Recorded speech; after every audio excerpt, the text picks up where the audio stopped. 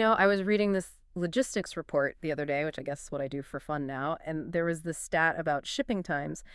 Turns out customer satisfaction just tanks if a package takes more than 2 days to get there. 2 days? 2 days for something that, 20 years ago we would have waited 6 weeks for and not even blinked.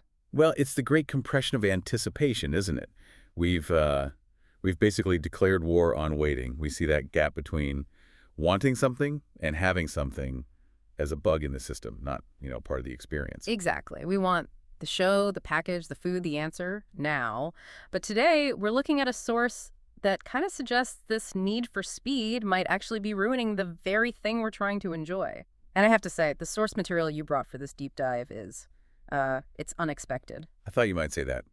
We're not looking at some white paper on supply chains or a productivity book.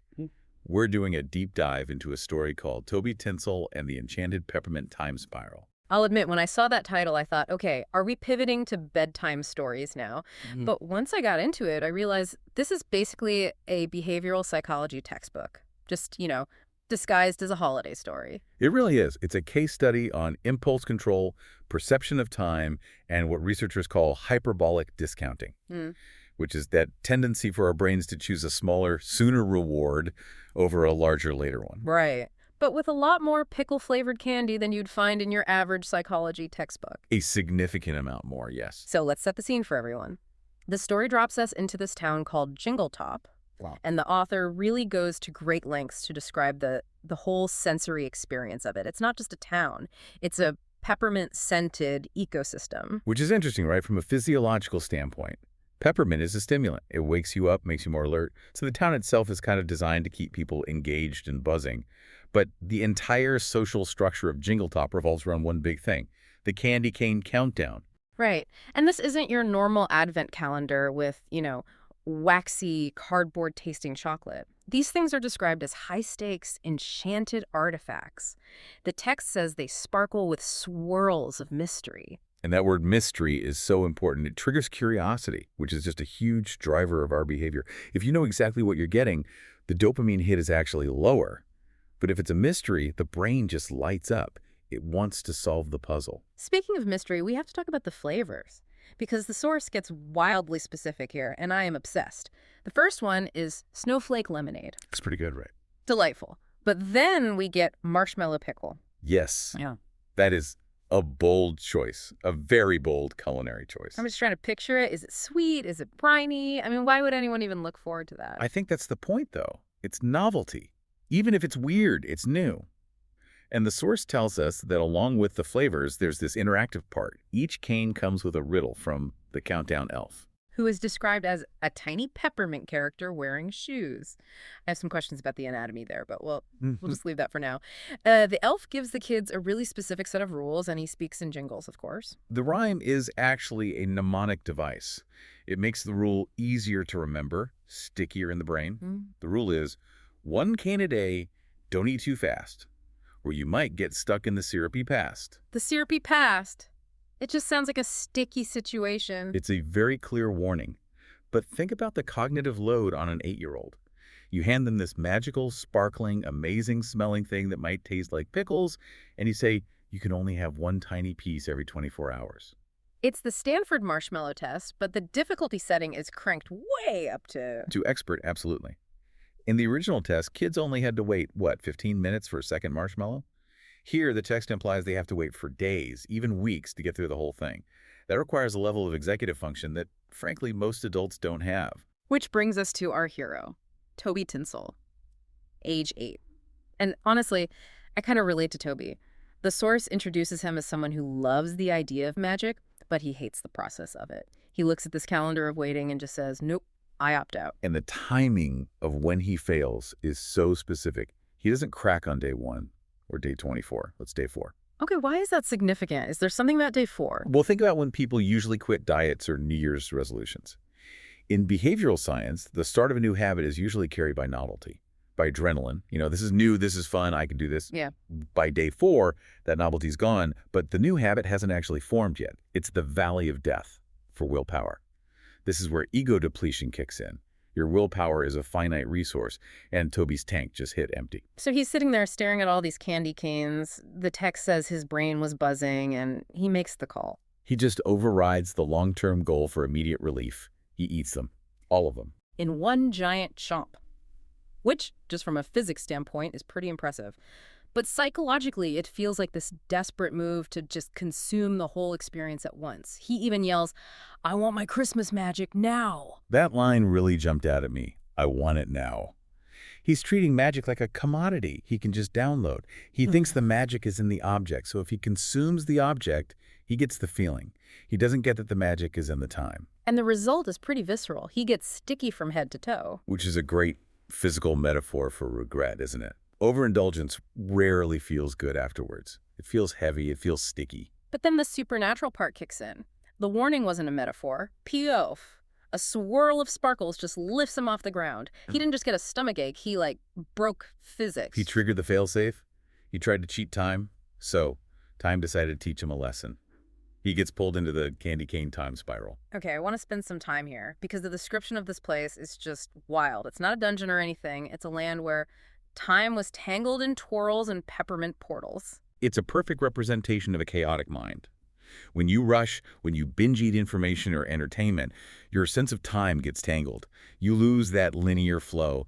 Everything feels like it's happening at once, and nothing really makes sense. So Toby's just floating through this peppermint void, all sticky and confused, and he meets some guides. And I love that the author didn't just give him a generic Ghost of Christmas Past. These characters are so bizarre and specific. They're archetypes, for sure, but they're twisted to fit this very sugar-coated world. Okay, first up is Tickle Talk. He's a talking candy cane clock with marshmallow eyebrows. A soft version of time. Time is usually so grim, right? The Grim Reaper with an hourglass. Here, time is soft, even edible, but it's still relentless. It's watching. Then you have Frosty Dot, a snowflake librarian on a jelly bean scooter. Such a conflicting image. A librarian means stillness, order, knowledge. A scooter means speed. She's the knowledge that just rushes by if you don't slow down to actually read it. Yeah, you can't read the book if you're flying by on the scooter. And my personal favorite, just for the name alone, Rebop, a jazzy reindeer who only speaks in rhymes. I think Rebop is the most important one. He represents rhythm. How so? Well, jazz is all about the space between the notes. You can't rush jazz. If you just play all the notes as fast as you can, it's not music, it's just noise. Rebop is there to show Toby that life and the season has a groove. And Toby was trying to fast forward the song. That's a great way to put it. So we've got time, knowledge, and rhythm guiding him. But this isn't a tour. They make him watch these visions through the portals. This is the cognitive behavioral therapy part of the story. Toby has to face the reality of what he did. The first vision is from the past. He sees himself ignoring his baby sister when she's trying to show him an ornament because he was too busy staring at the candy. That is the cost of obsession. When we're fixated on the next thing, the next reward, the next notification, we become blind to the people who are right there. He missed a real connection because he was focused on consumption. Then it gets a little darker, a little Ghost of Christmas future. He sees a vision of his future self. And he's not happy and full of candy. The text says he's snoozing through Christmas dinner. This is the inevitable end of the binge. It's called hedonic adaptation. Can you break that down for us? Basically, we humans adapt to pleasure really fast. The first bite of cake is amazing. The second is good. The 10th is just calories. By the time Toby gets to the actual event, Christmas dinner, he's burned out his dopamine receptors. He's bored. He used up all his joy on a random Tuesday, and now there's nothing left for the main event. It's the sugar crash of the soul. That's surprisingly poetic, but yes, that's it. But the guides don't just leave him there, all depressed. They show him an alternative, a version of Toby who didn't eat the canes, a Toby who saved them, who shared them. And in that vision, Toby looks happy, not buzzed, not manic, but content. And that contrast is what creates the epiphany. The text quotes Toby saying, "I didn't know Christmas was about more than just candy." It sounds so simple, right? But for an 8-year-old, and honestly for a lot of adults, realizing that the object isn't the point is a huge breakthrough. The candy is just a vehicle for the feeling. Okay, so he gets it. Lesson learned. But he's still stuck in a time spiral with a jazzy reindeer. He needs an exit strategy. Right. He can't just think his way out. He has to act. And the solution is hidden in the countdown riddle. The source gives us the riddle. To return from time so twisty and wild, Share your joy like a generous child. Notice the verb there. It's share. It's not wait. It's not apologize. It's an act of service. But wait, there's a huge problem for Toby here. He ate all the candy. That was the whole point. He's consumed the very thing he needs to solve the puzzle. Or so it seems. It's This hard. is that classic all is lost moment in the story. He digs into his sticky pocket, and miraculously, he finds one last uneaten candy cane. Maybe it was stuck to the lining? Who knows? It represents that chance for redemption. It's never actually too late. So he's holding this last piece of magic, and he makes a choice. He says, I want to give this to my sister. And just listen to that shift in his language. Before it was, I want my magic. Now it's, I want to give. He moves from an egocentric mindset to an allocentric one focused on someone else. And the universe just snaps back. The text says, ZIP, ZAP, Zoom. I do love the onomatopoeia in this story And he's back. In his living room, the loop is broken. because he stepped outside himself. Generosity literally untangles time.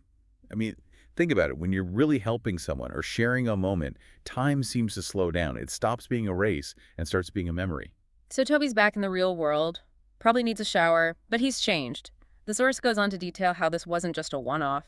His whole daily routine shifts. This is the transformation part. He stops treating the countdown like a waiting room and starts treating it like the event itself. He starts reading the riddles out loud at breakfast. He gets the family involved. He's socializing the anticipation. And he starts making a game out of the flavors. Is it marshmallow pickle today? Is it toothpaste lasagna? He's finding the joy in not knowing. That's a huge sign of resilience. Yeah. Being able to enjoy the unknown instead of just trying to rush past it. But the part that really got me, and where I think the real lesson is that he starts leaving a candy cane on a neighbor's doorstep. Someone who, just needed a smile. That's the ripple effect. The Jingle Top Countdown evolved. It stopped being about, what do I get? And became, who can I connect with? The source says it became the sweetest and kindest tradition ever. All because one kid had a meltdown and ate too much sugar. Well, sometimes you have to hit rock bottom, or in this case, the syrupy past, to realize you've been playing the wrong game all along. Okay, so let's pivot a little. We've had fun with the peppermint portals, but I want to unpack this for the person listening who hopefully isn't currently stuck in a time spiral. Why does this story matter to a 35-year-old project manager? It matters because we're all Toby Tinsel. We live in an on-demand economy that's constantly feeding our impulse for instant gratification. We've got the world's information in our pocket and same-day delivery for everything else. Exactly. And the first big takeaway from this is about anticipation versus consumption. The source says that countdowns are a way to build anticipation. But we treat waiting as dead time. I mean, we scroll on our phones in an elevator because we can't stand 10 seconds of just waiting. We do. But neurologically, the dopamine release, that pleasure chemical, it's actually higher during the anticipation than it is during the reward itself.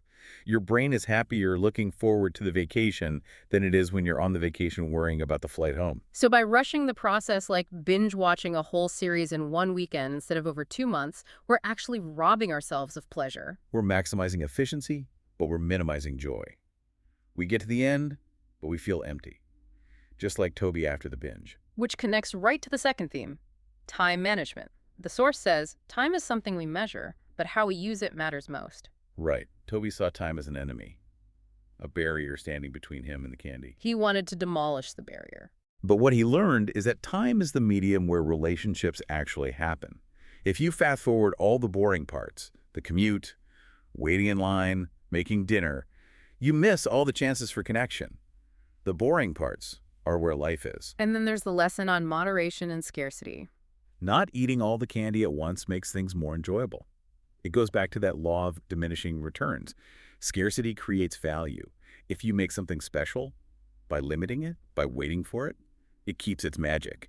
Have it every day, it just becomes background noise. It's why a glass of champagne on New Year's Eve tastes better than if you had it every Tuesday morning with your cereal. Precisely. Context and rarity are everything. And finally, the core moral of the story, sharing. The source says you don't have to wait for a big gift to bring big joy. I think this is the most actionable piece of advice. We so often delay generosity. We think, oh, I'll donate when I'm rich, or I'll mentor someone when I'm an expert. Or I'll host a dinner party when my house looks like it's from a magazine. But Toby didn't have much. He had one sticky, pocket-warmed candy cane. It wasn't perfect, but giving it away was the key that unlocked everything. It's a shift from a transactional mindset to a communal one. And for the learner listening to this, just apply that to your work. Are you hoarding your ideas? Are you just rushing to finish a project to check a box? Or are you bringing people along with you, sharing the credit, actually enjoying the collaboration? That is a tough question to answer, honestly. It takes a lot of self-awareness. It does. But look at the result in the story. When Toby shifted his mindset, the entire town changed. The whole atmosphere shifted. So we've gone from a sticky explosion to a jazzy reindeer, all the way to a lesson on altruism and neurochemistry. It's been a productive journey. It really has. Just to recap, Toby Tinsel, desperate for instant magic, eats the forbidden stash, gets warped into a time spiral, learns from a marshmallow clock that he was missing the point, and escapes by realizing sharing his last treat was more powerful than eating it. And in doing that, he proved that while we can't control time, we can control our own rhythm within it. Which leaves us with a final thought for you to chew on, maybe while enjoying a marshmallow pickle, if you're brave enough. We all have a candy cane countdown in our lives right now, something we're rushing towards, a promotion, a graduation, some finish line. We keep telling ourselves, I'll be happy when I get there. The question is, what happens if you stop trying to fast forward? What if you decided that the waiting room is actually where the party is? What if you just took a breath, looked around, and found a way to share that period of waiting with someone else? You might just find that the time spiral untangles itself, and you might actually enjoy the Tuesday. And you will definitely avoid getting sticky. Thanks for diving in with us. See you next time.